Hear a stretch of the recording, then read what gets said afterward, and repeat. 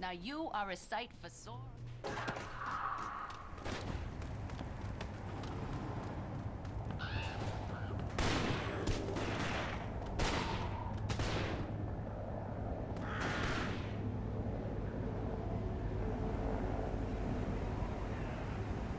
Now the Walking Dead? I can wrap my head around that. They're dead folk, just walking is all. But those other things? Tall and pale, slimy as maggots. They washed up with the fog. They came and dragged the townsfolk out to sea. Drowned them. Just like my dad with the kittens. He took them out to sea in a garbage bag. Said they were gonna go for a swim. Said they needed the exercise. They never came back. A few years later, neither did my dad. Jeez, I still miss those kittens. The townsfolk, they did come back, dragging what looked like eggs. The big uns, they come out of those eggs, like something from Invasion of the Body Snatchers. They're littered all over the place and guarded, and I'm thinking to myself, Andy, that's gotta mean something. That's gotta be a clue. Why keep an eye on something if it ain't valuable? That's police work. That's deduction, plain and simple. So I'm thinking, what came first, the maggot or the egg? Obviously the egg, right?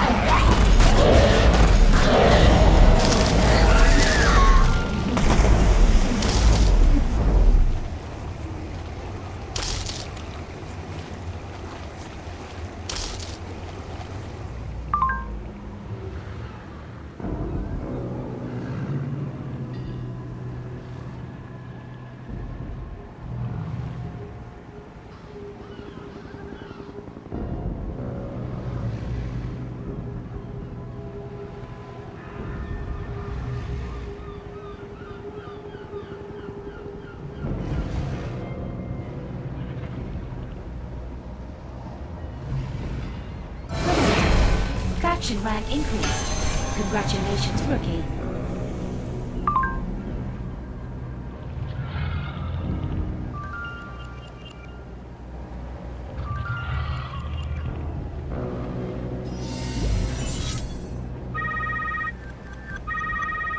Good job. You really nailed this one. Keep this up and there's a place on the winning team when the dust clears.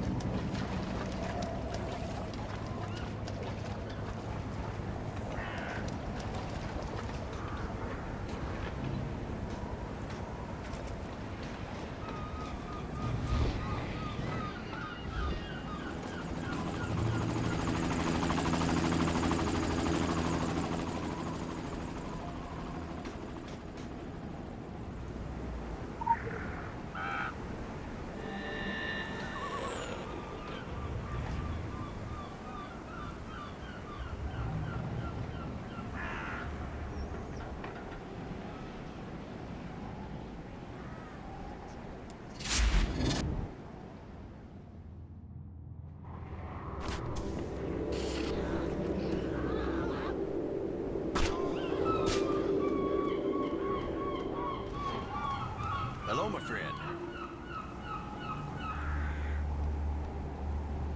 There's nothing like the confines of a cubicle or a packed subway to give a man perspective. I was so caught up in the grind of office politics and the endless hunt for affirmation and money, I didn't realize I was getting sick. Friend, I was no more lithe than those things out there, and a sight less mobile. The disease that grew inside me was as black as theirs. Freedom lies in being bold, said Robert Frost. So, I boldly quit my job and traded my rent-controlled apartment on Christopher Street for a vintage Harley and an old poncho. Found my salvation in the open road, and I haven't looked back since. Traveling the open country, you learn to be prepared for whatever the land throws your way. Faced with the elements, you gain a new appreciation and respect for nature. You come to accept how small and insignificant you truly are. Nature is neither good or evil. It just is. There's nothing natural about the storm that rolled in on Solomon Island, or the fog that followed. It was evil in that fog, whispering to everyone in its path. The townsfolk followed the fog back into the sea, as if possessed. It was Deputy Gardner, Andy, saved my life. He grabbed hold of me when the fog got into my head, tied a rope around us both, kept walking the other way. It was like the whispers didn't get to him. When I finally got my wits back, the fog had rolled back out again to where it is now. We shook hands, and we started looking for survivors and building this fortress. That man saved my life, selflessly. I love him for it. I'd go to the ends of the world and back for Andy. I don't think I'll ever win him over, though. Living on the razor's edge of society, your eyes open up to the possibility that there's something more to this world. Something most people are too blind or too preoccupied to notice. Even if it's right under their noses. And and has been all along. I only noticed small things at first. Roads that appeared and disappeared, folks who traveled by way of gates drawn in chalk on brick walls, houses bigger on the inside than on the outside, magic trinkets sold at yard sales, street shamans capable of taking out the cancer inside you.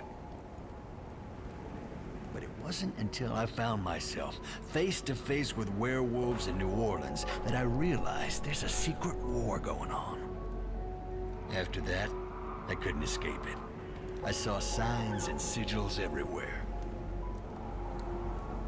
I've met recruiters for the Templars, Illuminati, and the Draugnet. They all seem to think I'd make a useful operative.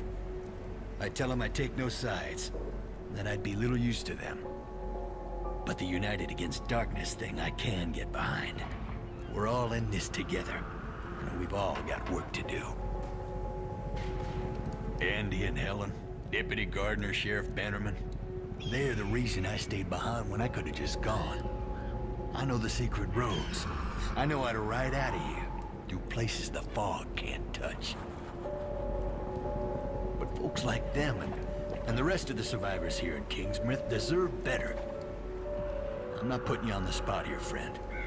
I know you got other places to be, other wars to fight. Which is why it's doubly important I stay behind. There's an honesty and an innocence to these people. And they genuinely know and care about one another. Of course, I can't claim total selflessness.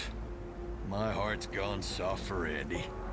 And even if he'll never feel the same way for me, as long as this heart's beating, I won't let any harm come to him. I've spent the better part of 2 decades on the road, my friend. And I've learned that there's not a loose bolt these hands can't tighten, not a broken transmission they cannot fix. You give me a handful of nails and some wood, and I'll build you a house. When the undead came marching up Main Street just a day or 2 after the fog pulled back, we did our best to prepare for the worst. Andy and me, with the help of the rest of the good folk here, built ourselves something better than a house. We built a castle. It won't hold forever, but as long as we're breathing, as long as we believe in salvation, with or without help from the likes of you, we will walk tall and stand firm.